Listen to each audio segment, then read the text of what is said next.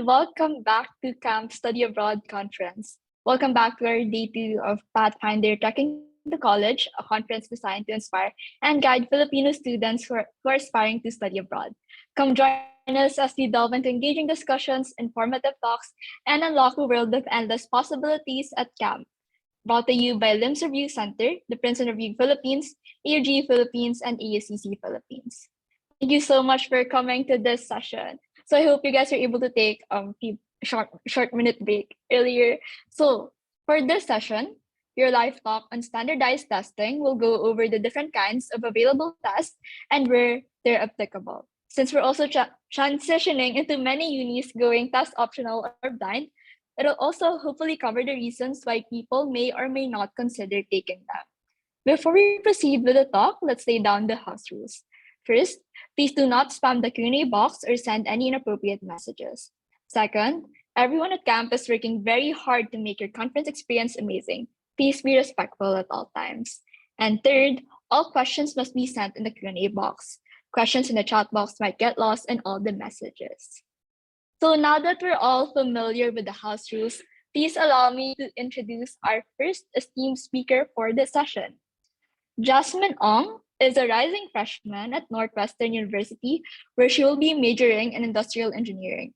She recently graduated from ICA Greenhouse after she studied in the STEM strand, but plans to apply in various countries such as the US, Hong Kong, Canada, etc. And without an IB diploma, she took the ACT and IELTS as her standardized test. She's so excited to share her knowledge on standardized testing today. Let's welcome our very own Jasmine. Thank you, Jasmine. Okay. Yeah, I'm super excited to be talking today. So I'll just share my screen. There. All right. So hi everyone. Again, really excited to be talking here. I'll be talking about the SAT and ACT, which is the standardized tests that are most widely accepted, like among a lot of countries. So I'll talk more about that later. But just to introduce myself for a bit, hi, I'm Jasmine. I graduated from ICA Green Hills 2023. So this April lang. It's like the girl version of Savior if you're not familiar with it. And then I'm going to go to Northwestern this fall. So I considered colleges in America, Canada, and Asia, though I'm familiar with Australia as well. And I'll be talking about how they take into account the SAT and ACT as well as the UK. And I did not like the SAT, so I took the ACT instead, which is why I was chosen for this talk, so I could talk about both.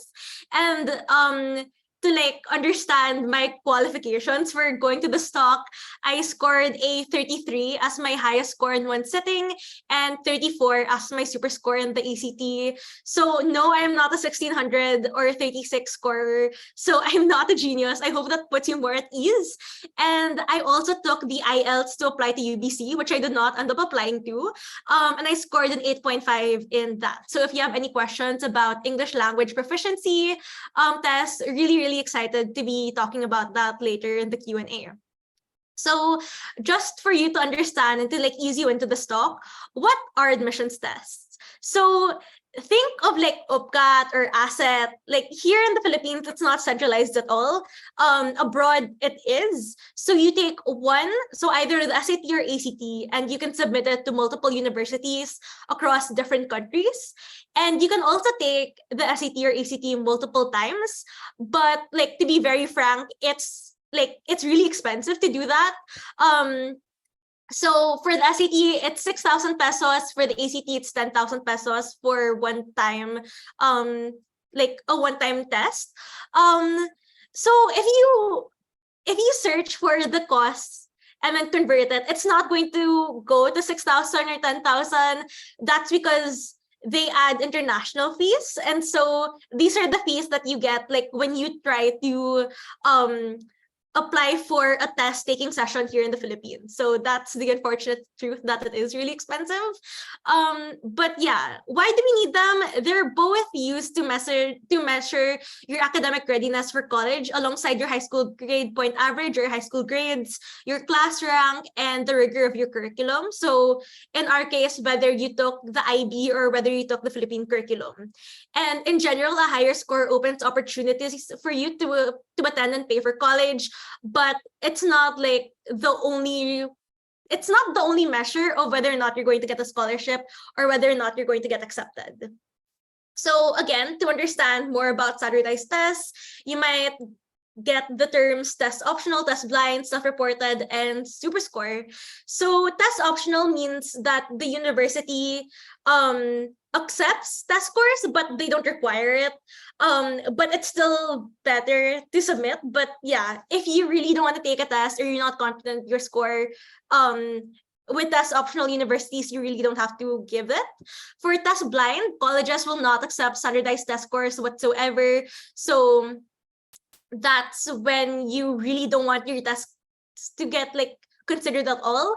But doing my research for this talk, I realized that a lot of test blind universities were test blind until the 2023 cycle, so they might accept test scores again for 2024. So just be wary of that. Do your research. For self-reported scores, it's especially in line with US admissions. So scores that are inputted by you, like in the Common App, and then once you get accepted, that's when you can like submit the official report, and submitting that actually costs money. So you get to save some money if you just self-report your scores, instead of like sending your scores officially to every single university. And then super score is the composite score consisted of the best scores for each section from multiple test attempts. So let's say that I took the SAT once in July and once in August. For one part of the section, I got an 1800. And then when I took it again the next month, it became a 700. For super score, it's the 800 that will count essentially in your application by the universities. So that's what that means essentially. And you might be wondering, if you already have the class rank, the class GPA, and like the rigor of the curriculum, why do we need standardized tests? I would say it's actually very important for international students particularly, and that's because like the Philippine curriculum, as with other curriculums that are not the US or like not like the national curriculum of the university you're applying to, is foreign to admissions officers. And this is true for all the foreign countries that you may apply to, whether it be the US or Singapore or Hong Kong or wherever, right? And moreover, each school has a different grading system and style. So there may be more or less teachers and resources for the school, or like grade inflation or grade deflation. So even if I was a US student applying to US colleges, they would not simply look at my GPA and think that that's the objective score that they're going to be used for like judging my academic readiness. So yeah, in any case, your grades alone are hard to use as universities' only data point for your academic aptitude. So their only objective gauge of your college readiness is standardized tests. And I know that a lot of people think that it's a gauge, like it's a very shallow gauge of whether or not you're smart. It's really not. And I actually think that standardized tests can help you and advocate for your readiness to enter institutions as an international student with a level of rigor that matches your readiness. So you might be thinking, if colleges are test optional, test blind, should I even take the SAT or ACT? There's the sugar-coated version. Taking standardized tests, even if your scores aren't the highest, opens opportunities when it comes to studying abroad. And the kind of hard truth statement would be, there are some situations in which you have no choice but to take the SAT or ACT if you're like really hell-bent on studying abroad. So like, let's go through this like case by case essentially. because it's really a hard question to answer whether you should or should not take the SAT or ACT. So I want to take a very globalized view at this of whether or not you should take the SAT or ACT based on which countries you want to apply to. So number one, Canada and Hong Kong, no need, but you do need the English language requirement, which is what Jin will be talking about later. For Canada, they do not accept the SAT or ACT at all. So if you want to like supplement your application, they will not accept that. For Hong Kong, they will accept the ACT or SAT as a supplement, but like really you don't need it if these are the only two countries that you'll be applying to.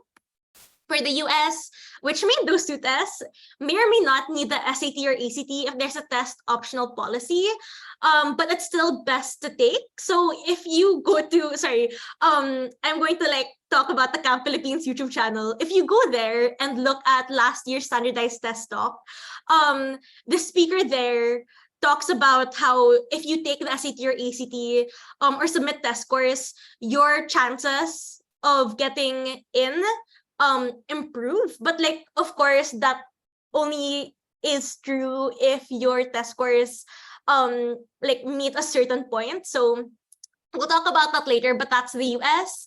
For Singapore, they do not accept the Philippine diploma, so you either need an SAT or ACT score or an entrance exam for lesser known universities. And then for Australia, you either need the SAT or ACT or a foundation year taken in Australia. Australia universities have 3 years of university. So if you want like a 4-year experience, you can go and take a foundation year. But if you want to like cut your losses with like costs, then you might as well take the SAT or ACT instead of like taking and paying for an entire year taken in Australia. And then for the UK, this one's super tricky because some universities accept and some don't. So might need to take a foundation year, might like not. So like this one, you really have to do your research because it depends depending on the caliber of the school. So like Cambridge, they will not accept foundation year, they will not accept SAT or ACT, but there are some universities in the UK that like they will take the SAT and ACT and like that to them is enough proof that you are ready to go to their institution. So really depends. Just in any case, remember to always search the university name and then application requirements for more specific information. But yeah, you might be wondering also to what extent do my test scores matter? You're going to hear this a lot from me, but it truly depends. So again, for Canada, Hong Kong, or like for some countries like Canada, in some cases the UK, they don't accept test scores at all. So very different what this means for both countries. So Canada, you can literally just apply with your grades. UK, you need to prove in another way that you're ready to go to the institution. So but like in both cases, test scores do not matter. For some countries like Hong Kong, it supplements your application, doesn't make or break it. For some countries like Australia, that really makes or breaks your application because there's a minimum score that qualifies you to get in and there's a minimum score that qualifies you for scholarships. Australia does not take essays or extracurriculars at all. So it really depends on your test score whether or not you get in. For America, they are part of a holistic application, but they really get your foot in the door. So if you get a below average score, like for certain universities, they will not consider the rest of your application. So just like be very wary of what universities you apply to considering your test score. So like a lot of people ask, does it matter which test I submit? It really does not. For an international institution, if they accept SAT, they will also accept ACT. And when doing my research again for this talk, I was really surprised to know that in the US, there supposedly are some universities that prefer one over the other. But like I've never encountered this on the university website when I was applying to the US. And even then, like even if they accept or even if they prefer the SAT to the ACT or vice versa, it won't significantly matter because they'll still accept the other test. What I know is that I think in East Coast and West Coast, people are more likely to submit the SAT in like the Midwest they usually give the ACT. So like they really don't care whichever you submit. Just take whatever works better for you. And of course, we're Filipino, so we're still going to apply to the Philippines. Will it give you a better chance of getting in if you take the SAT or ACT? Depends. So like the admittedly the SAT helps you a lot better in the Philippines rather than the ACT. I'll like go through the four big universities. So UP does not accept either test and UBCAT is back. So study very, very hard for that. For Ateneo, they accept the SAT as a supplement to the application, but doesn't make or break your application in any meaningful way. For LaSalle, you can use the SAT to be exempted from DCAT. I think it's like 1,200, 1,300. So like 1.2 or 1.3 that helps you get in. And then for UST, accepts both the SAT and ACT as an alternative to the entrance test, but it's more expensive. So in 2023 or 22 to 23, to take the test, it was 600 pesos, which is like kind of insane. And then to use SAT or ACT or IB scores to get in, that was like 3,000 pesos. So if it's worth the effort, then go ahead, take the USTAT. But like if you have the money for it, then you could just like give the SAT or ACT scores instead. And then I assume that if you're still here, you're interested in taking a standardized test.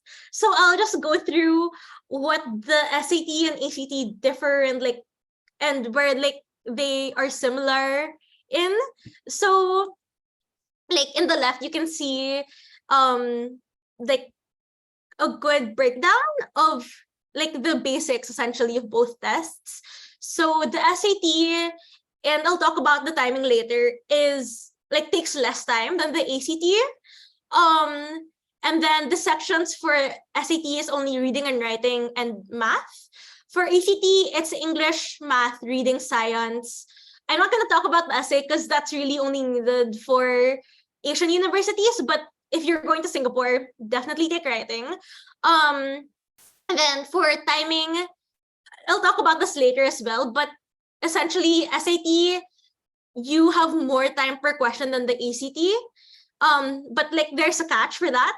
And then scoring for SAT, it's 400 to 1,600.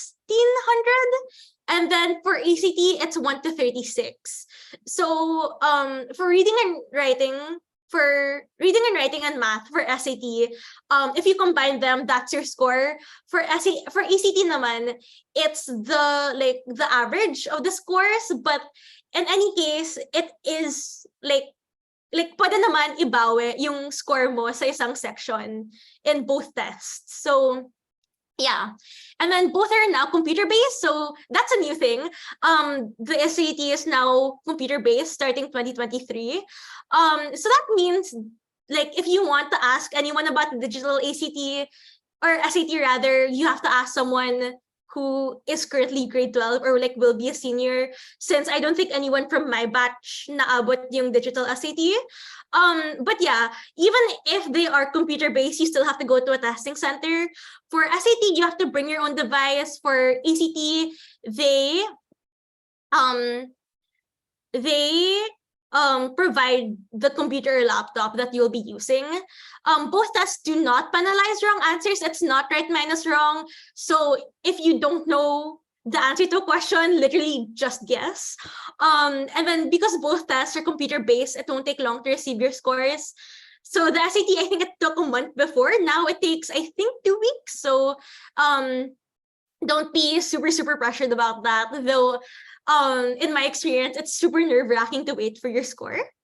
But yeah, so factors to take into consideration when it comes to those two standardized tests. For pacing, the SAT is shorter but has more time per question. But also SAT questions are more convoluted, more complicated.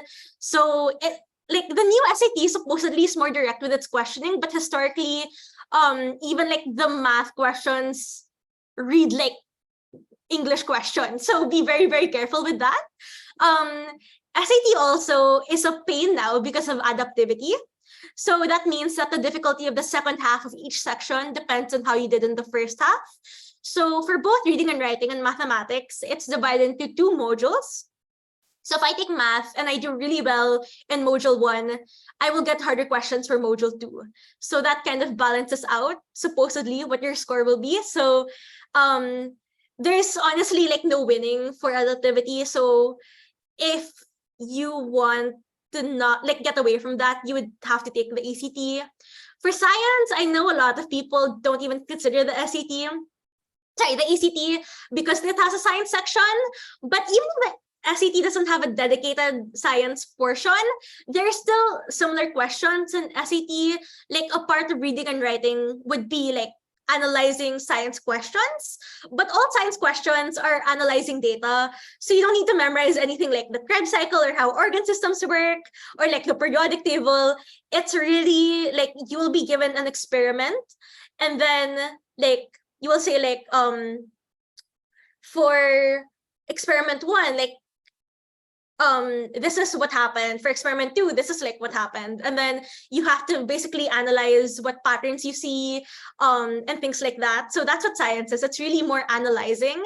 And then English and reading, or like reading and writing, the SAT asks for the best answer while the ACT asks for the right answer.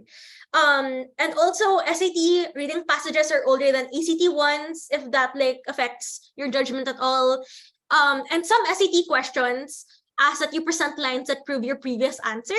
So if question 1 is, what feeling does the narrator want to convey?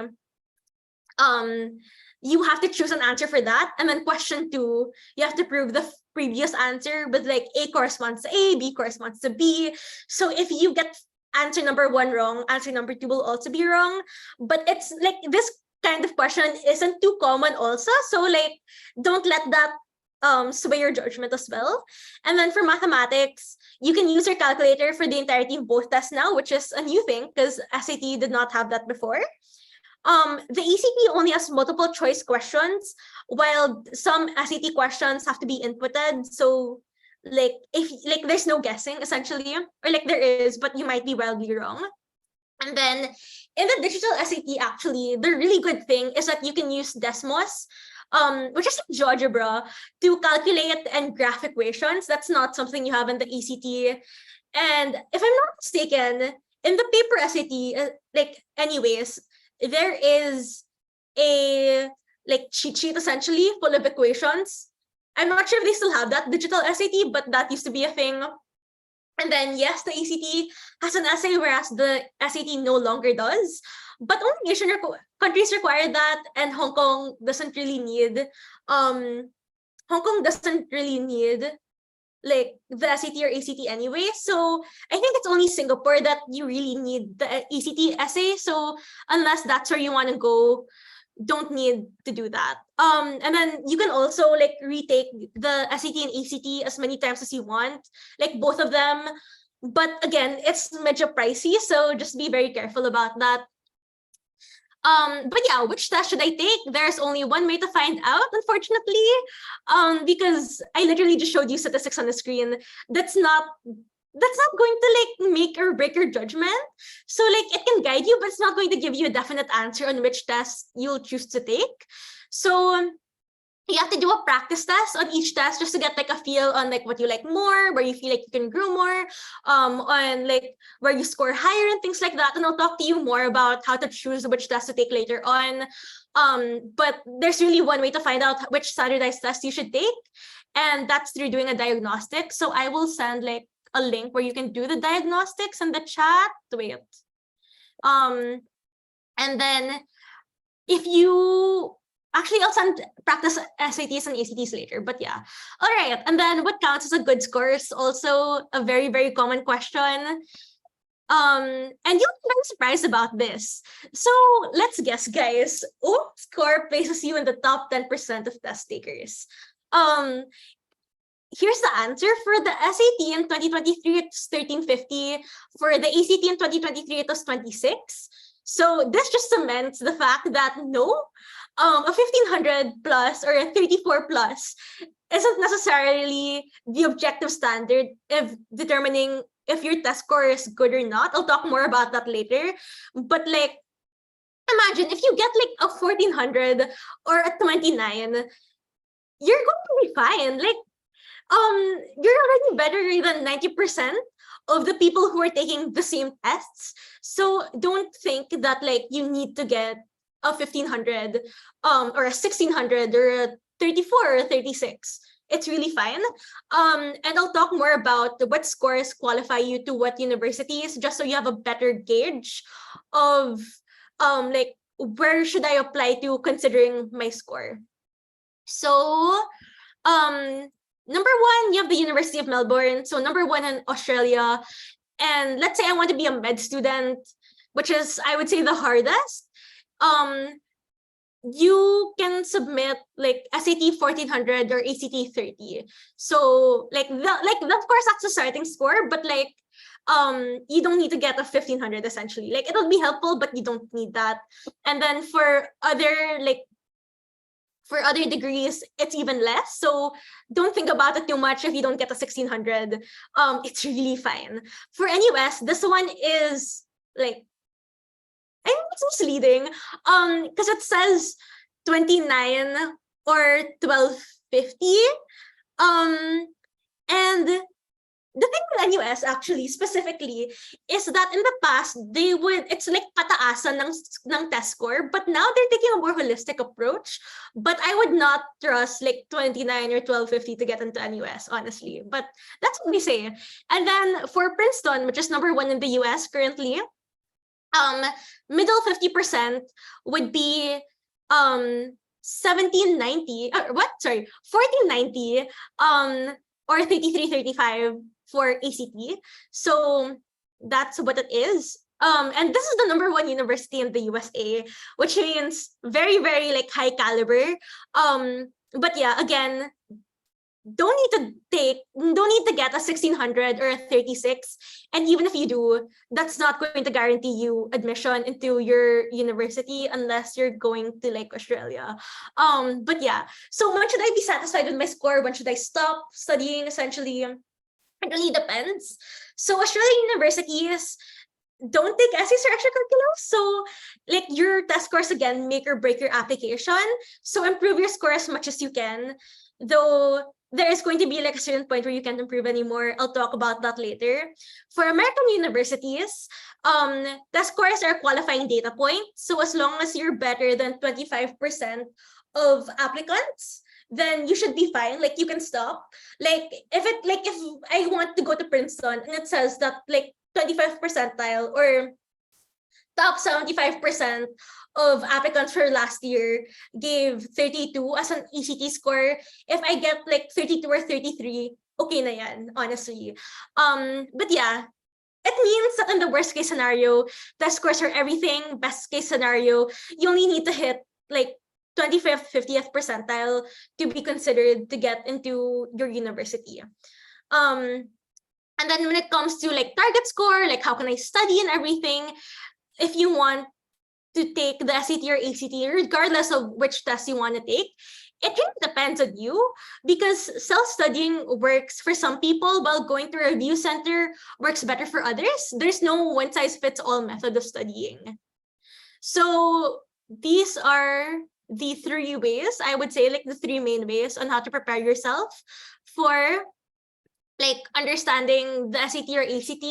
So self-studying is the cheapest option, and literally nothing wrong with this option. I am like, this worked best for me, but for other people, like going to review center was a must. So really, it depends on you. It's self-paced, and you decide how much time you dedicate to studying. Much like self-studying but with a book. And then it solely uses tests from previous years or online resources, because you're like, if it's self-studying, then like, and like I'm talking about self-studying, like zero payment for like study materials. There's so much things that you can do, and so much things that you can find online. And because you're using tests from previous years, all of it is real questions that have appeared, except for if it's digital SAT, because that one's really new, but they have practice tests for that, promise. but you also need to know what you're looking for.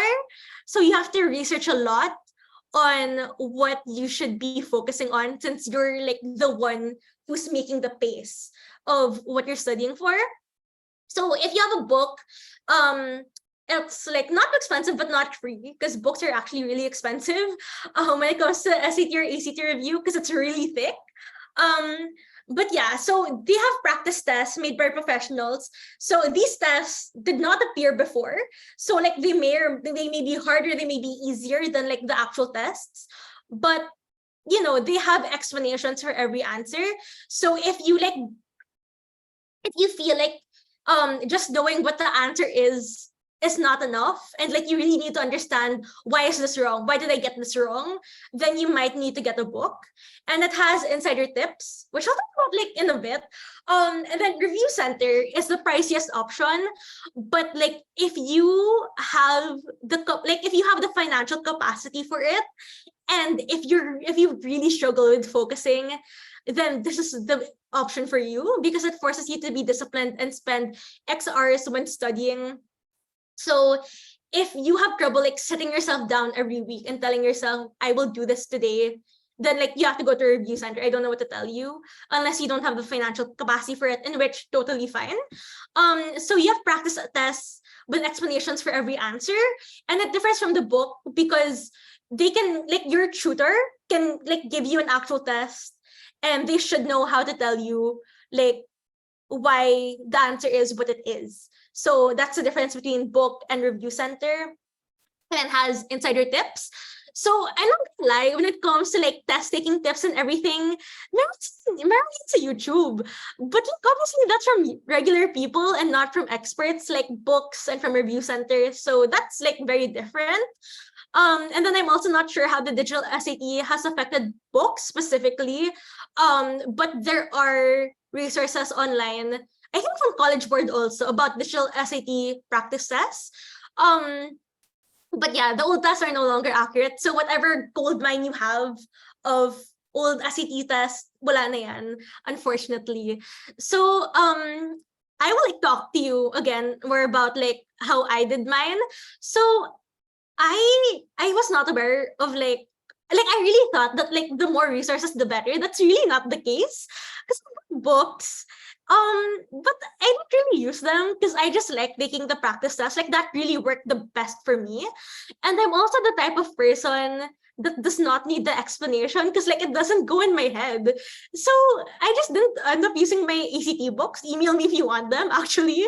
And then I'll talk about like my test score slowing down later on. But like I was studying really hard and I improved a lot. And then my test scores improvement just like did not happen. So I went to a tutor and it didn't help at all. Because like I already like plateaued my score, and I'll talk about that later. But essentially self-studying was it for me. So don't look down on that option. I will wait. Here is practice ECTs and practice SATs if you want to self-study, and also if you want to take that like diagnostic test. Like that's really the best thing you can do for yourself. Yeah, so it's really a gold mine if you take old tests. But again, for SAT it's a bit harder because it's now digital, and it only became digital literally this year. But yeah, when it comes to like my personal learnings for standardized testing, the unfortunate truth that I really learned is that it's so hard to improve your score if you can't change it drastically. So like if I want to go from a 1290, which is like my original score, to a 1450, it's so much easier from going to like a 1450 to a 1550. Because like it's easy to make like low hanging fruit or like very easy changes, and harder to go from better to best. So like learning your from your or knowing matrices improves your score drastically, because suddenly you are like actually how to answer a lot of questions. But if you already like know the basics of geometry and you need to improve on that, like there's not a lot of things that you can do. So like once you get a hang of like more or less everything you need to know for the SAT and ECT, your improvement's gonna like stop by a lot. So you'll be stuck in a range of what your score generally will be. So I'll call that the plateau score. Just so that I don't have to repeat like the entire sentence. But that's what it is. And also, like, it's not impossible to improve your score if you've like plateaued it, but it takes so much more effort than like the 1290 to 1350, promise. So test taking strategies also, you might think na like, oh yeah, I can just follow what YouTube says or what like my tutor says and I'll be fine. Choosing like tips for choosing the right answer is only gonna take you so far. And it will help you with a couple of questions, but that's about it. Because task taking strategies and like easy wins, super hard to come by. And they're usually guessing strategies. So like choosing the shortest answer, for example, for a reading question will not be true for every single question. Like it's really a guessing strategy that should be used as a last resort, because like the mastery of subject topics trumps all when it comes to taking the SAT or ACT, honestly. So choose the test that you can improve more on. And this is dependent on two things. So like what your original or diagnostic score is, and which test content meshes better with your answering style and current knowledge. So if you reach your like plateau score, which again, not a real term. So if you search for it, wala, sooner than expected, you might want to switch tests. So when I was talking to my underclassmen, something that I hear is like they take the SAT and then they can't improve with reading and writing at all. Maybe I should try the ACT, because like in my opinion, it has easier English, again, because it's choose the right answer, not choose the best answer, which like personally works for me. Might not work for you, but that's what it is. And like if ECT, like the science section is not doing it for you, maybe go to SAT na lang. So I'll like share more about my personal journey. I did diagnostics for both tests. Like I did my research and like I really thought that the ACT meshed well more for me, but like I still wanted to give both a chance. For the SAT, I got like high 1300s. For ECT, I got like 29. So I ultimately chose to take the the ACT, because I started with a higher score, so I was more confident in it. But like a higher diagnostic like score does not guarantee anything at all. Again, I like the English and reading portions more, because if it's choose the best answer, I will fight for my answer, but you can't do that in the standardized test. So the ECT just like was better for me. And then I knew less things in the math portion of the ECT. So that was like an easy fix for me. Because it has things like matrices, which I never learned. So once I learned them, it's easy to get the matrices questions correct. So like that was better for me. And then I read a lot in grade school, and I'm really decisive with my answers. So having less time on the test doesn't bother me at all, especially because if you are given less time to think, it implies that you need to think less also. So like if the answer and the question is super straightforward, you're obviously not going to be given a lot of time to think about it. So that just worked so much better for me with the ACT. Because again, SAT, even the math questions are like in my time in the paper SAT are like 4 lines, and I didn't want to deal with that. So the ACT was so much better for me. And it's also like easier to book a testing center. There are so many more testing centers for the SAT, but everyone takes the SAT. So it's easy to book ACT, even if it's like a week before the testing date, you can do it. So those are my reasons. But like obviously, if the SAT works better for you, take that. But yeah, I've talked for a very long time. So thank you so much for listening. If you want to contact me after this talk, you can definitely do so. I'm so happy to answer any questions about my study abroad journey or like test taking in general. So that's my email, that's my LinkedIn. Feel free to contact me. And I'll be super happy to answer the questions later in the Q&A as well. So yeah, thanks so much, and super happy to pass the baton on to Jinhwa now. Okay, thank you so much, Jasmine, for comparing SAT to SAT. So wait. Okay. So now please if you guys have any questions for Jasmine, please just put them in the Q&A box and we'll try to answer them later. So now please allow me to introduce our second speaker for this session. So recently graduated from Xavier School, San Juan, Our next speaker is equipped with knowledge from his multicultural background and various school experiences to aid his university journey. With a laundry list of acceptances from multiple prestigious organizations, oh no, institutions, he's got the secret sauce to share with us today. From grueling study sessions to nail-biting application processes, this speaker is here to spill the tea on how standardized exams play a major role in scoring that dream university admission. So grab your popcorn and get ready for an eye-opening, no nonsense, no guarantees talk that will have you rethinking your exam strategies and unleashing your full potential. Introducing our next speaker, Jen. Hi, Jen. Hello. Okay, so hi guys. Nice to meet you. So today I'm going to be talking about conquering standardized testing. Oh my god, I'm talking like a YouTuber. No, but anyway, nice to meet you. So Jasmine really talked about lots of really important information, especially regarding like the SAT or the ACT, especially. So I'm not going to cover like too much on it. I'm just going to skim through them and just going to brush past them and talk about the other exams that there is to take. And I'm going to be talking about like the other processes that are also involved. So yeah, all right. So just a quick background on me. Yeah, so that's me. Nice to meet you. So I graduated from Xavier School a couple months ago this year. I also finished my IB program. For those of you who don't know, the International Baccalaureate program is a diploma program that allows you to take other classes and prepares you to go to universities abroad. Obviously, that is also optional. You don't have to take them, but the IB diploma program is really helpful in preparing you with a variety of information on different fields and subjects that you want to take.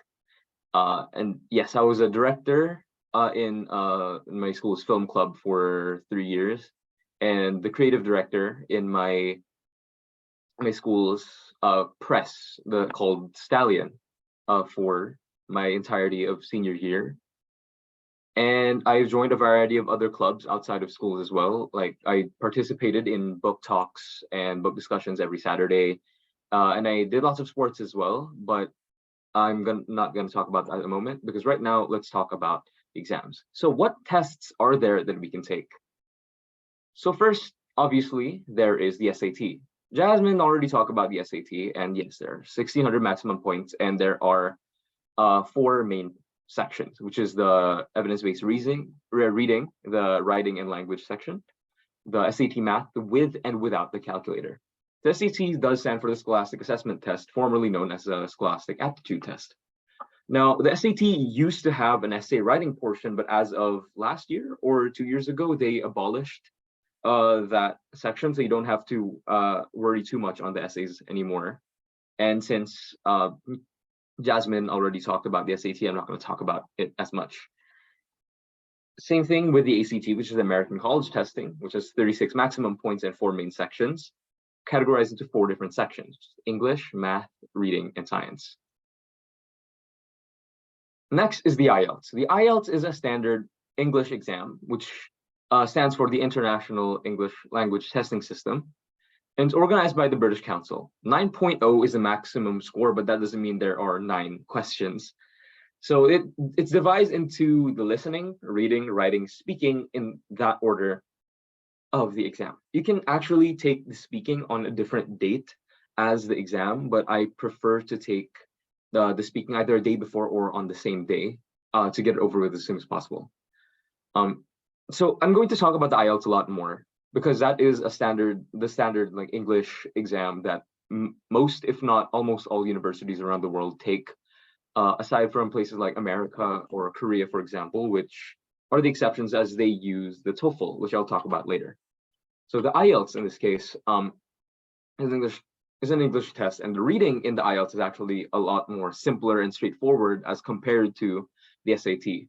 Whereas in the SAT, questions could be really, really confusing, especially for the reading. I was confused myself when I took sample SAT or the actual SAT itself. It was extremely confusing because the questions where I had to derive certain things, where I had to analyze the passage I was reading and then answer the question, because In the case of IELTS, for example, the question asks, what did this person do in this line? Like the IELTS in the passage, it directly says it, but in the SAT, for example, it says, what did a character mean by saying this? So there's a lot more steps and complications involved in the SAT, but in the IELTS, it's pretty much straightforward. But there are some things that I do have to say. The IELTS doesn't always mean that it's really easy, right? It doesn't mean that it's not, it's just because it's not the SAT, just because it doesn't have other subjects and it's primarily just English, doesn't mean it's an easy subject or an easy exam at all. I've seen many people struggle, and even people who went to my school and who speak English as a first language had difficulty with it and got 6.5 to 7.5 score out of a 9.0 score max. I retook the test a couple times, and at first I got, okay, I'm going to tell you a little bit of what happened, but a bit later. But basically, I kind of messed up at the start, and I was able to retake the exam. Though the exam is pretty expensive, so as much as possible, please don't mess up the first time around, and put your all in to reviewing for the exam so that you can get it done in one go, so that you wouldn't have to like repeat anything, right? I don't want to like bore you with too many of the details and explain the rest of them as the presentation goes on. So next is the TOEFL, is a test of English as a foreign language. It is a 120 point max score, and also has 4 sections, which is the listening, reading, writing, and speaking.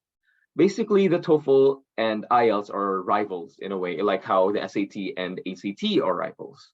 Rivals is kind of a strong word, but I do have to say they are the primary 2 exams that people take for university. Like for example, how in the States and Canada, right? Different universities accept different exams, right? Like for example, I am going to a university in Canada called Mount Allison University. Most, if not all, universities in Canada, they don't actually require the SAT or the ACT at all. I just took them to apply to other schools in, let's say, the America or other places as well, in case they asked for it, right? Then, yeah, again, like the United States, some universities do require the SAT scores, and some universities are they don't require it, but it's more test optional. Some things that I'm going to explain again right after this. So yes, TOEFL is usually accepted in just Korea and America and those places, while the IELTS is in almost every other part of the world, which is quite strange. It's kind of like the metric system kind of feud. But yes, the TOEFL also works and the IELTS also works. But I have to say, in order to know which of the 2 you have to take, you need to do extensive research on the specific university you want to go to. And depending on the university that you want to go to, they require a different processes, different exams, and different requirements. So in my case, when I applied to University of Alberta, they asked for my IELTS score. So I submitted that. However, in Korea and Seoul National University, they asked for my TOEFL. So I had to take a bunch of different exams. But wherever you get accepted, it's your choice where you go. So at the end of the day, if there's a university that you want to go to, but you aren't sure if you want to take the exam that you need, as much as possible, I'd say go for it, because even if the exam itself is really daunting, if the university is your ultimate end goal, in order to do it, you need to take the exam, I honestly would say just go for it and see what happens, because you never really know what happens until you've tried it out. So next is the TOEIC, spelled TOEIC. Yeah, kind of a weird spelling, TOEIC. But it's also used in lots of organizations, especially in businesses, because that's how they gauge a person's business English, or in English, like communication skills in the workforce or in a business setting. Whereas other places have things like speaking or writing. In the TOEIC, it's primarily just the listening and reading. The TOEIC isn't really used as much for university applications. It's usually used for postgrad, or if you're applying for a job or the job requires it. So I'm not going to be delving too much into the TOEIC. But there's another exam that I want to talk about, the GED. So for example, let's say you had to drop out for certain reasons. Like some of my friends also had to take the GED for the same reasons. For example, if they had to drop out or they were unable to attain enough credits in their high school diploma, right? So what is the GED exactly? So the GED is a general education development exam. And the GED is also used as an alternative for a high school diploma, like I said. However, the catch is that not all universities accept the not all universities accept the GED, like a University of Alberta, for example. Like one of my friends had to drop out of high school in because because he was bullied extensively, and so he just dropped out of high school and decided to take the GED instead. So he decided to take the GED and tried applying for a university in Canada, which is Alberta, for Alberta's nursing program. But also, he did give me consent to tell the story here to aid you guys in your application process. So he did take the GED in hopes that it would be used as an alternative for a high school diploma. But Alberta, among other schools, for example, does not accept GED as an alternative for a high school diploma. So you need to do research on which universities would accept the GED, right? And so there are lots of universities that have strict rules on certain credits or what you can submit in replacement for other things or other things that you need to use for your application process. In my case, I didn't need to take the GED because my high school diploma was enough. But if you still want to take the GED, you may still do so, but you aren't exactly required to unless the need really calls for it. Let's say actually, I don't know if you know, but if you've seen Spider-Man No Way Home, kind of a bit of a spoiler, right? If you haven't seen the movie, you can close your eyes for the next 15 seconds. So Peter, after everything happens and everyone forgets about him, there's no record of him ever being in high school. So he needs to take the GED. So briefly, you can see GED textbooks, and that is the exam he takes in order to get into university. So yes, that is a moment that happens in the movie, and it's also something that can happen in real life. Not the whole universe magic, but if you don't have a high school record or high school diploma, you may opt to take GED. So yes, this is a list of all the exams that you can take. And of course, there's a lot more, but this is just the general and most commonly used around the globe for different universities. For example, in Korea, there's a CSAT, which everyone knows is extremely terrifying. Same thing with the Chinese Gaokao. Then there's also, in the UK, there's also GCSEs, which is a step-by-step process. But I'm not going to cover those in this presentation. But if you're going to apply to those different countries, you may also like to look into them. So yes. So here are some key differences, right? The SAT and SAT are similar examinations, and both are scholastic achievement tests used in order to gauge a student's academic ability, right? And so, there are key differences, how, for example, the English section of the ACT comes first, while in the SAT it comes second, or things like that, or outside of just the names. Generally, they have the similar format and flow. The ACT, people say, is a lot better because it also includes a science subject aside from which sets it apart from the SAT, which doesn't have that. But people say it really depends also on where you want to go. Personally, I much preferred the ACT because it had a broader range in terms of the subject areas that it talked about. But I also didn't like how much I had to study for it. But it was still okay because at the end of the day, it did help me in my admissions significantly. The SAT is also really good, but the reading, people say, oh, it's just reading comprehension, can't be that hard. It is that hard. The math part in the SAT surprisingly didn't shock me as much, but I did struggle. So I did have additional review sessions with some of my other friends who took the SAT in order to familiarize yourselves with the kind of questions that the exam offered. Next is the IELTS and TOEFL, which are also similar. And as I mentioned earlier, both which tests English communication skills. And TOEIC, again, is a business English examination. So each exam has a different purpose, and each university requires different exams. Okay, in my application process, right, for example, the Seoul National University requires TOEFL, and University of Alberta asks for IELTS.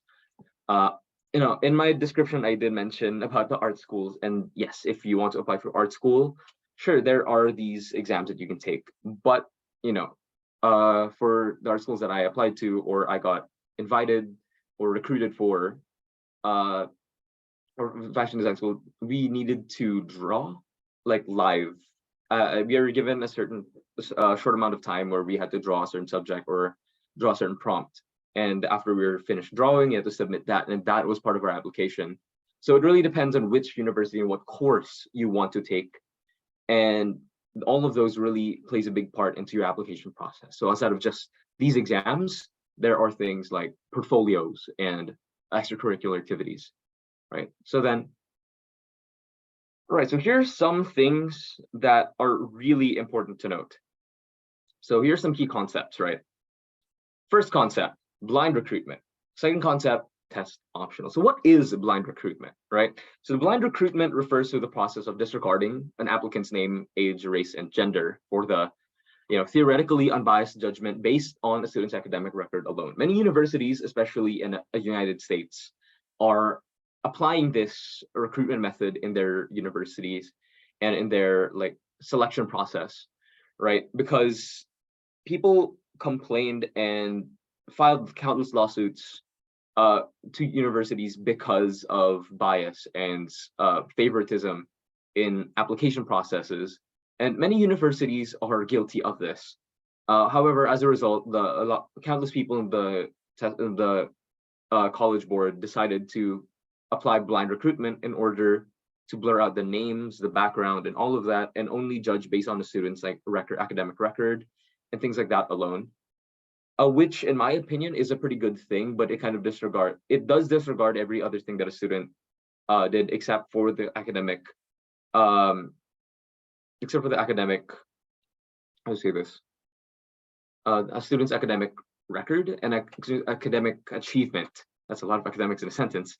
But academic achievements, which may be pretty harsh for some, but in the way I see it, it really does aid in getting rid of bias and prejudice in university applications. And if anything, please, a university that goes for blind recruitment are for sure going to take their application and recruitment processes extremely seriously.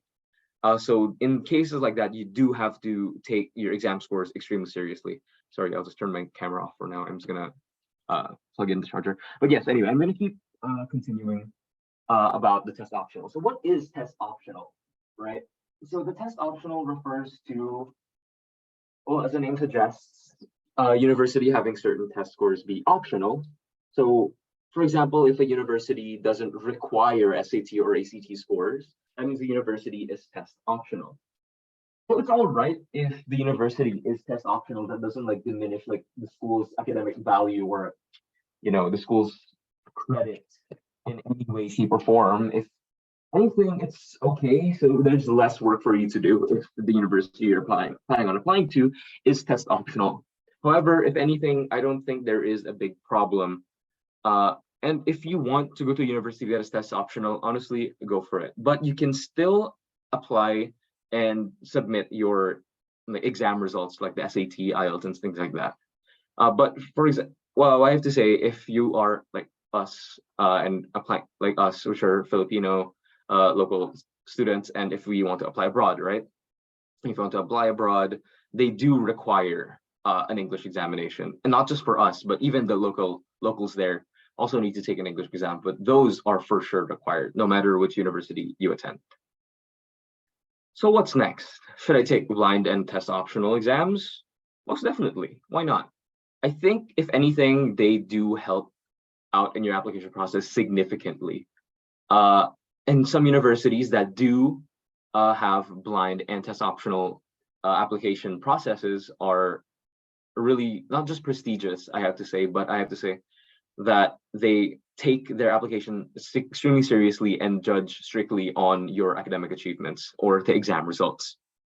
But so this brings about the question, when should I start getting ready? When should I start preparing for these exams? I'll tell you this now, honestly, now. Like what I'm telling you now is a really good time. Like even just like after classes, just looking through, reviewing a bit, that is perfectly fine. There are lots of skills that I eventually had to like learn as I went on, as I went along like my review journey in these examinations.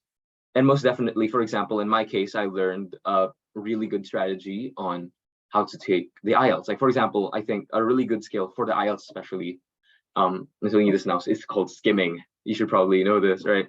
But because many students do this, but some students don't read the entire passage, and some students do. It doesn't matter like which your strategy is. It's okay if you want to read the passage entirely, or if you just want to like skim through, it's fine. But my strategy is that you read the questions first so that you'll understand what the question is asking for. Then you highlight the key points in the different multiple choice answers or the question, keywords in the question. Then you can look for similar words in the passage. And obviously the passage is not going to have the exact same thing, but it's definitely going to have something similar, like a paraphrased version of the question, for example. And in that case, it's definitely going to speed up your exam process. And although I feel like it would be irresponsible for me to say, no, you actually have to study for the subjects, you got to be responsible. But these are really fast-paced exams, and you really do need to prioritize your time and maximize your time as much as possible. So for that, I have to say, yes, maximize your time. If you don't know an answer, just guess. Like, it's better to have a wrong answer than no answer at all, because at the end of the day, you still have a 25% chance of getting the right answer. It's still good. So, story time. Let me tell you a little story for my IELTS. When I first took the IELTS, I messed up really bad because I misunderstood the question, and I wasn't really like listening to the question because I thought, oh no, I have it in the bag. It's okay, And like the listening section, they're like, oh, we'll give you additional time at the end to transfer your answers to the answer sheet. And I was like, oh, okay, it's probably going to be the same for the rest, right? Wrong. I thought it was going to be the same for reading, but turns out they mentioned that it's not going to be the same. So I needed to transfer the answers to the answer sheet beforehand. Obviously, I was scared that if I don't do exactly as they say, that I'm going to have my exam sheet taken.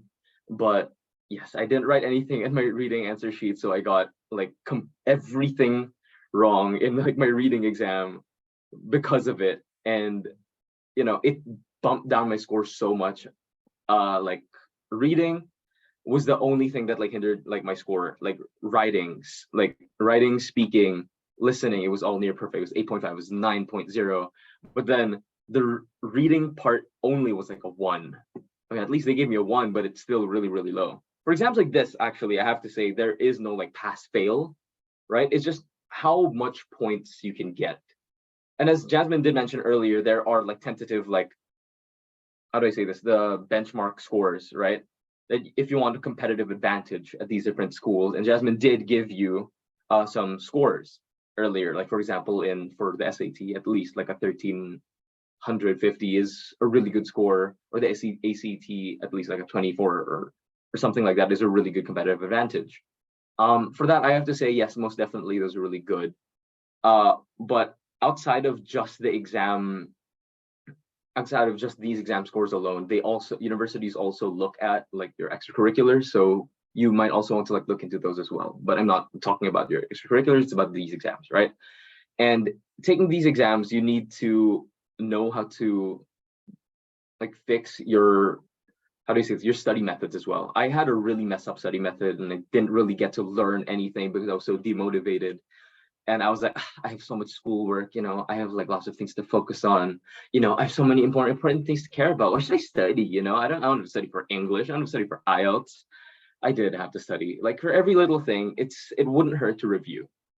I have lots of review like materials for IELTS, especially like SAT, ACT, IELTS, TOEFL. If you need any of like them, like any sample passages or audio for listening, reading, or writing sections for IELTS, you can always like message me on my social media. I'm going to flash on my screen later. If you need them, you can always message me. I'll help you out, no problem. So yes, so there's that. And I'll show you this meme.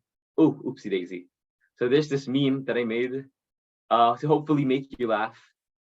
So yes, someone didn't get into their dream university, and this is the dream university. That's me. I didn't get into my dream university, which is University of Alberta.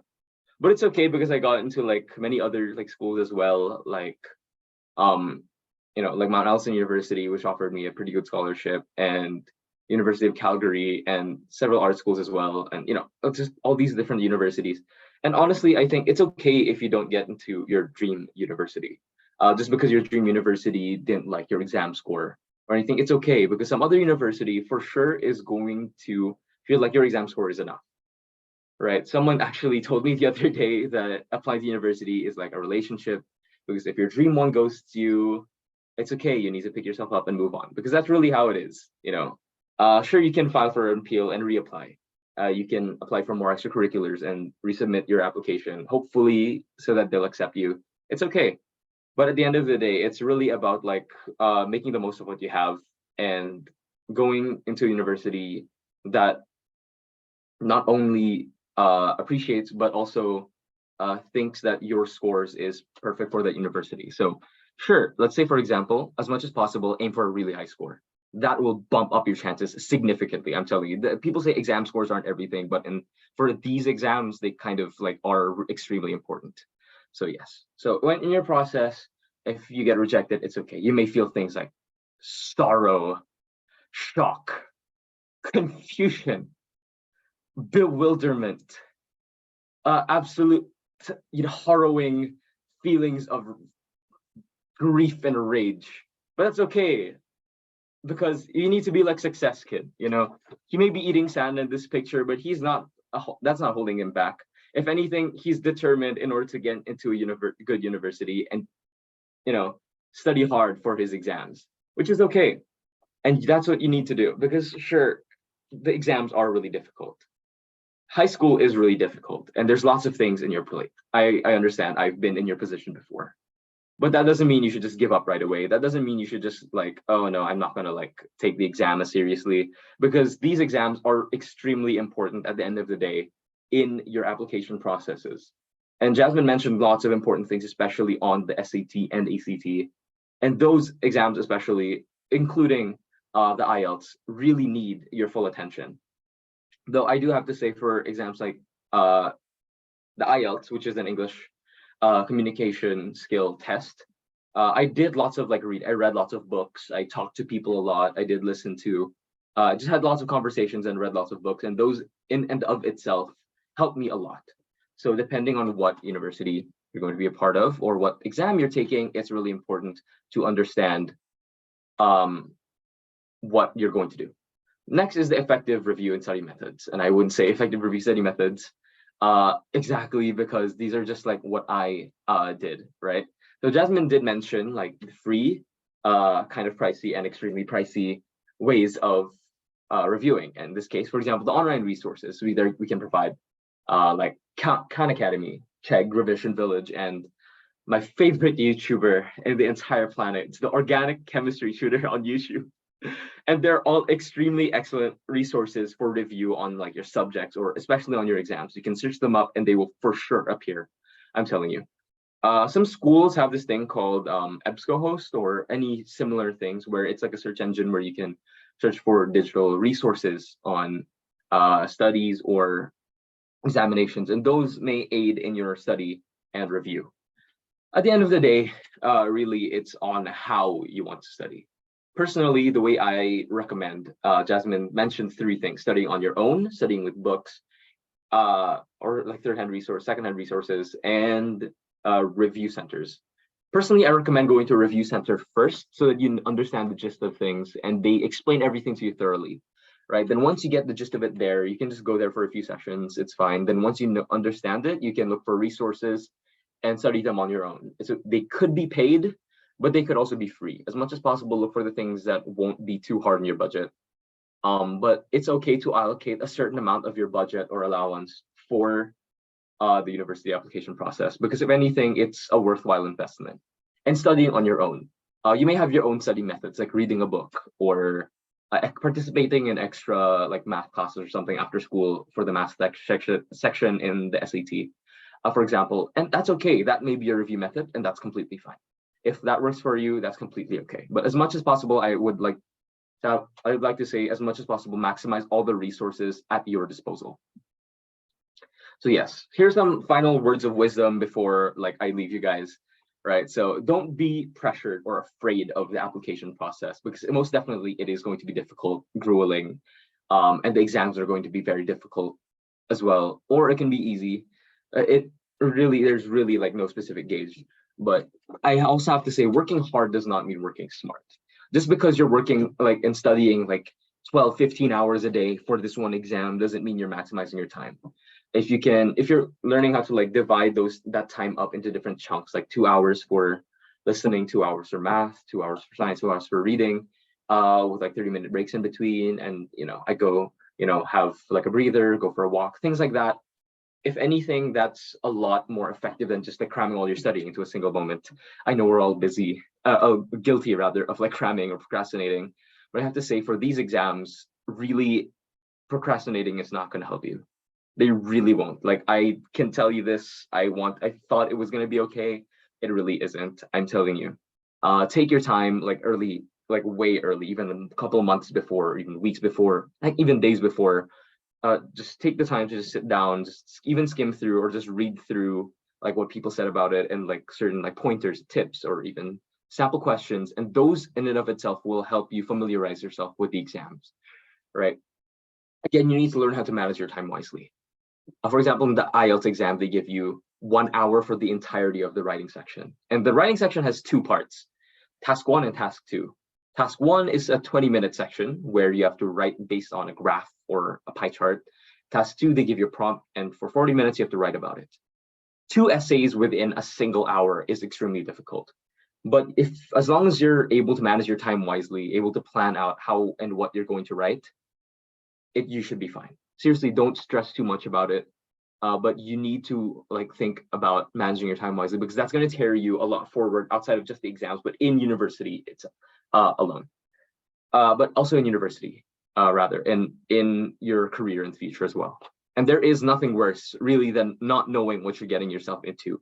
There really is nothing worse. I really don't want to like drag this out any further, but seriously, you do lots and lots of research. The way I chose my universities was I weighed the pros and cons of each, right? Let's say, for example, if I went to this fashion design school in Italy where I got accepted, would I be able to get a job? Would I still be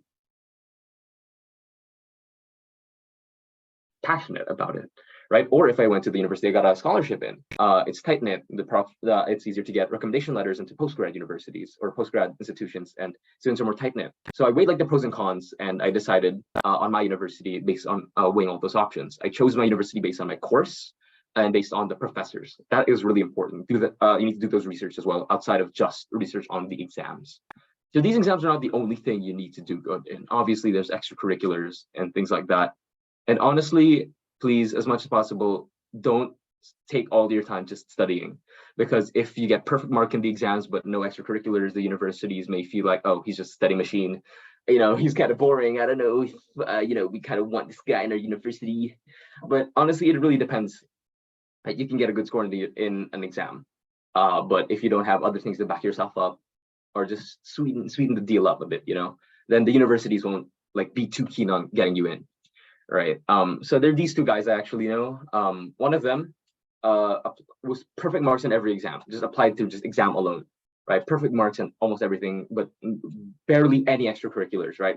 Applied to this one university. And my other friend also applied to the same university, but he had like decent and average exam scores.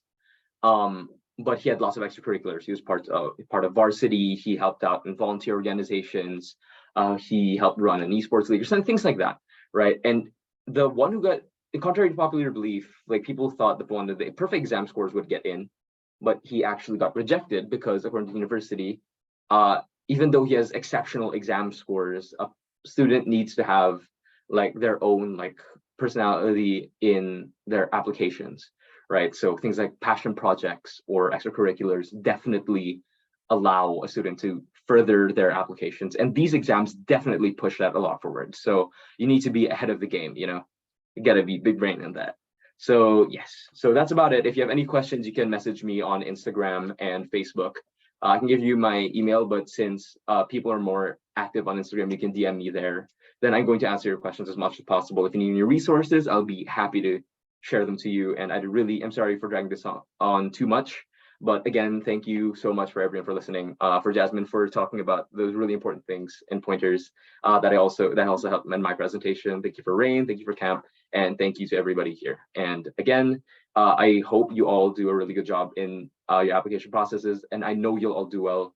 So just have fun, don't stress yourself too thin, and it's all gonna work out. Thank you. Okay, so thank you so much, Jin and Jasmine, for your insights.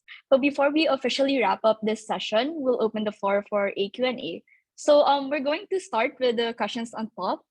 So, okay, someone anonymous asked, how long do you think one should review for SAT? Jasmine, want to answer this? This one's like a really good question. It depends on like how many hours per week you dedicate it to.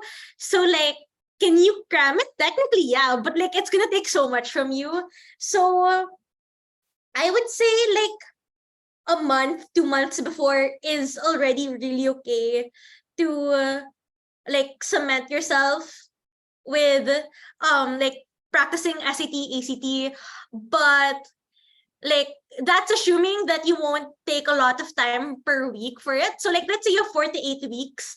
If you dedicate like 2 hours a week for that, then you can do it.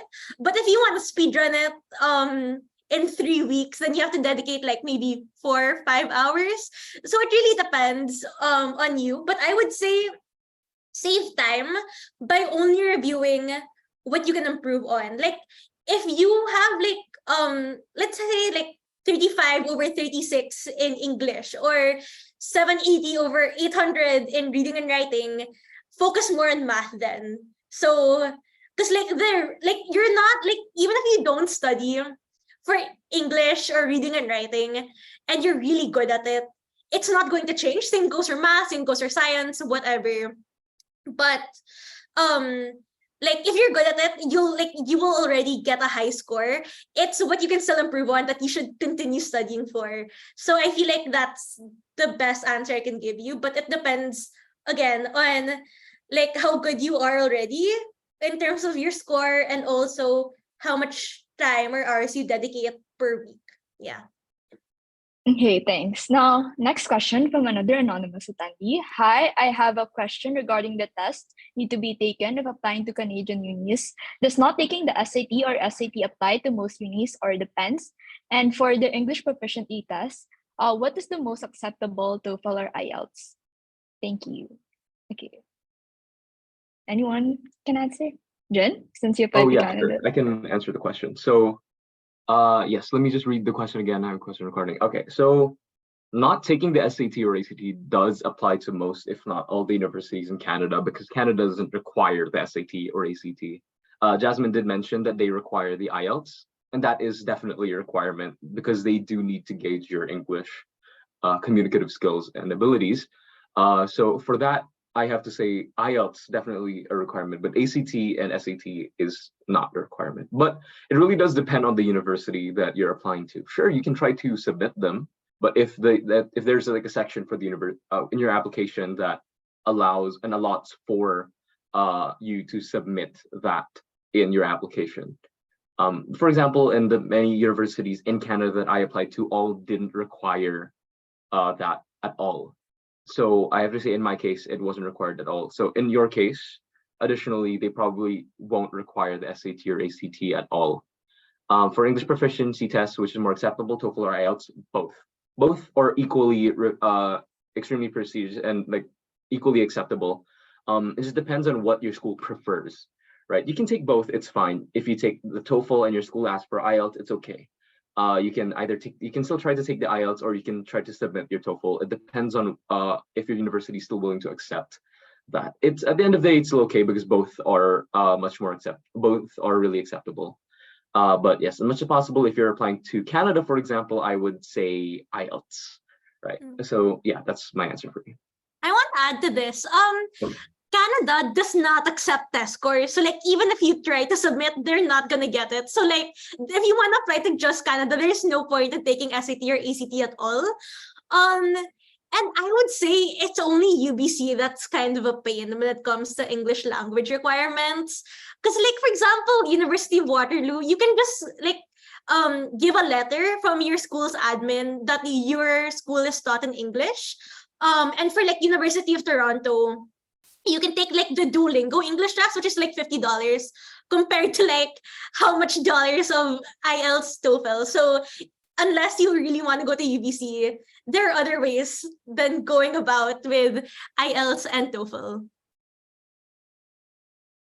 Okay, thanks. Next question. What's a good score to aim for ECT or SAT to get admitted in a uni or community college with financial aid? This question is also really good. I would say that you need to get 75th percentile or higher. So 75th percentile means better than 75% of like test of like applicants. So like for US, this data is super readily available. You can just like search SAT, ACT scores of like, let's say Harvard, and that'll pop up. But like, let's say like USF, and this is like completely like I'm making this up. Like, let's say USF, you want to get a scholarship there. It says that 25th percentile or better than 25% of applicants is 1400 for SAT, and the 75th percentile is 1470. So like 75%, better than 75% of applicants is 1470. I would say that 1470 and above would put you in a good position for financial aid. Okay, next question. Which math part is harder, ACT or SAT? Anyone Okay, can answer. I want to ask you this question because I Okay. hate math. But okay, so for this specific question, as the myths say, some people say, oh, SAT math is harder, ACT math is harder. But honestly, because the questions change every year, if you get a harder question, the ACT could get harder questions, SAT could get easier questions. It really depends. But I have to say there really isn't any difference. They were both equally challenging to me because I'm not a math strong person. But yeah, they're both really just on par with each other. That's kind of part of the reason why SAT and ACT are both like rivals per se against each other for university application exams. One isn't exactly much more challenging than the other. They're both equally as challenging. It's just a matter of which one you prefer to take. So yes, you don't have to worry about which one's more challenging. Yeah, that's true. Like, yeah, what Jin said was really true. It's not the one is harder than the other. They're just different. So like SAT, though I'm only familiar with paper SAT, they say that the digital one is going to be more concise. But like, if you're good at word problems, then SAT is better because like there are some questions, at least in the paper SAT, that if you read it well and answer it like an English question, you'll get the answer. Whereas the ECT, like it's very straightforward what they're asking from you. And I'd say that SAT has a bigger depth of questions, where ECT is more breadth of questions. So if you're willing to learn more things but surface level lang, ECT is better. If you feel like you're good at math, like geometry, algebra, like that's your thing, SAT is better. I would say that those are the differences. But like another social online, people say that the ECT math is easier, but SAT, but like I don't know, I really don't know. But SAT gives you like the equation sheet, so like it depends. It super depends. Okay, thanks. Next question. If I am usually a slow test taker, especially in reading comprehension, which test would you recommend, the SAT or ACT? Yeah, this one's a really interesting question. Jill did like this. I also did that. Okay, so SAT, it's more complicated. I would say like you have more time to read, but it's more complicated talaga. Like the passages, like if the passages of ACT is like early 2000s, the passages of SAT sometimes can be like from the 1970s. So if you're not into that, take the ACT. But also, and ACT also again, like that's a pattern. It's more straightforward questions. But if it's like you read everything in the SAT and like you really absorb everything, it's better to take the SAT than the ACT. Yeah. Jill, do you want to add something or? Yes, I will add. So for the SAT reading, I thought I was like a really like smart, good, like better at English or like reading comprehension kind of person. Technically I am as compared to math, but the SAT really was pretty challenging.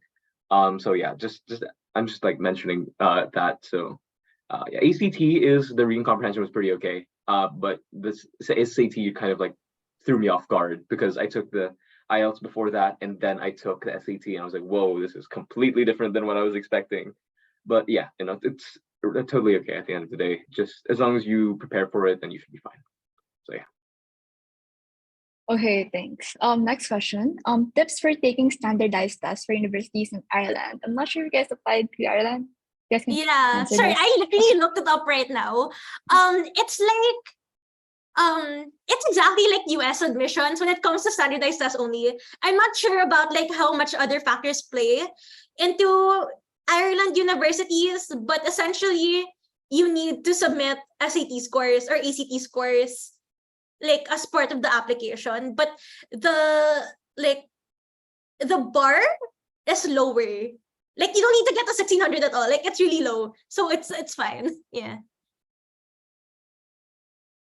Okay, next question. Wait.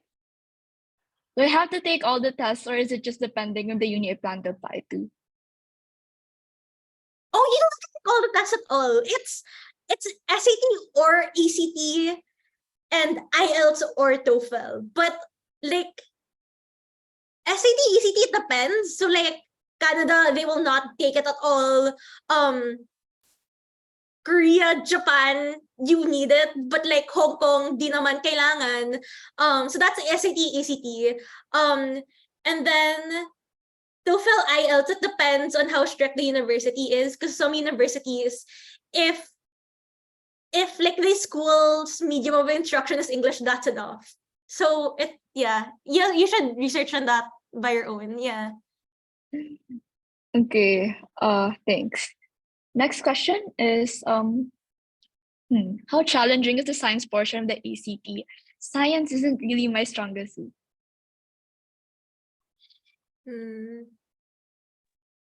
Okay. This is my Sorry, you thing got with it. the No, science portion. you Oh, go. sorry, yeah, go, Jin. Oh no, you go ahead. I'll add on Okay. after. My thing with the science portion, it's like half of it is common sense, half of it is like science sense. And like I'm gonna be super honest, my science score was my lowest. So I'm not really good at common sense. So like you don't like science is not memorization at all. Like it's not like, oh my god, photosynthesis is this, the nervous system is like that, or like the periodic table is ganyan. It's not like that. It's really like the best thing I can say for you is you should like look at ECT science questions and then whatever that is, it's like the SAT as well. So it's gonna be like, for example, this person is trying to determine what fertilizers work best. So like you have fertilizer A, you have fertilizer B, you have fertilizer C, and then there's a pattern, and then you have to say like, oh yeah, this is increasing or whatever. Like it's like that. So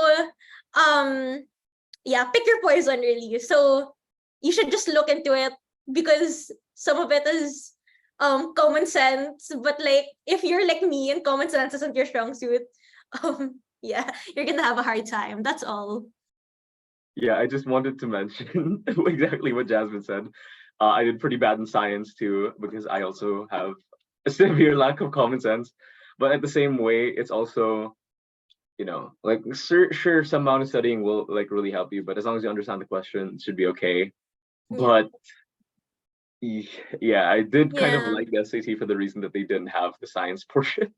So Yeah, but that's I one still thing. had like science questions, diba? Yeah.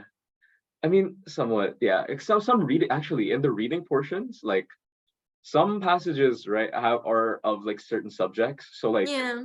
Yeah, like for even IELTS, right? It talks about like the certain like research model or like this Mm, experiment that happened, and so you need to talk about that. If you have no idea exactly what you're talking about, it's just context clues yeah. and just like guess. That's how yeah you can get like the correct answer. So yeah, But the that's funny thing about the science portion is that if you like actually think about it, like if you think like for example, photosynthesis works better with soil with phosphorus, it's not gonna help you at all. yeah. Like it's really not gonna help you. You don't Mhm. need any science knowledge, you just need common sense. But Yeah. if you're not the strongest at that like me, you're gone. Mhm. But Yeah, it's kaya honestly. pa. You can make power with the other sections. Oh, for sure, 100%. I messed up a lot in science, but I boosted up with the rest of my other subjects. Yeah. I got like at least 1400 something, I think. But like, yeah, I messed up so bad in science. It was terrible. But yeah, like exactly what Jasmine said. So that's exactly what happened. Yeah. Okay, I think we can have two more questions. So next one is, what is a good GPA if you're looking for financial aid? I would say GPA does not matter as much as class rank does. Because like, and I talked about this like in my slides, na like high schools really differ with how they grade you. Like for example, if you have a really bad teacher in math in grade 9, like they're not going to see that in your report card. So like it really depends. I would say class rank matters more. So if you're top 10% of your batch, then you're good naman for financial aid. Yeah. Jin, do you want to add something or Oh it's no, good? yeah, I agree. That's all. I think. Yeah, I think that's about it. Okay. Okay, last question. What if I have a bit of a line of 7 grades, but not 75 below during my high school days? Will my application be affected? Wait, sorry. Could you repeat the question? What Line of if I have 7. a So like bit, if they yeah, get like line of seven. 70s in their report card during high school, how does that affect their application? Oh, okay, okay. Hmm.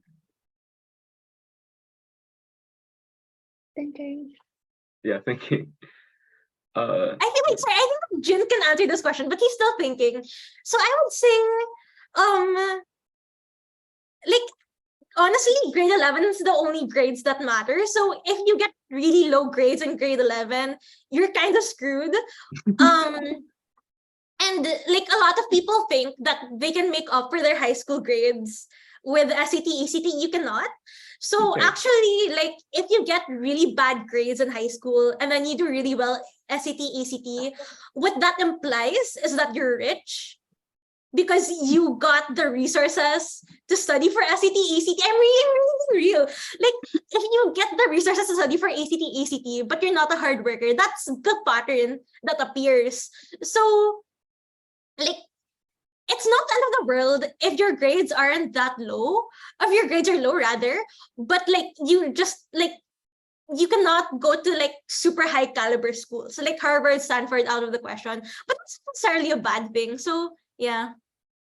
Oh no, yeah, definitely. So when Jasmine said, I thought it's really funny when Jasmine said, "Oh, if you don't do it in grade 11, you're screwed," which is kind of true, because I did notice like kind of a similar pattern.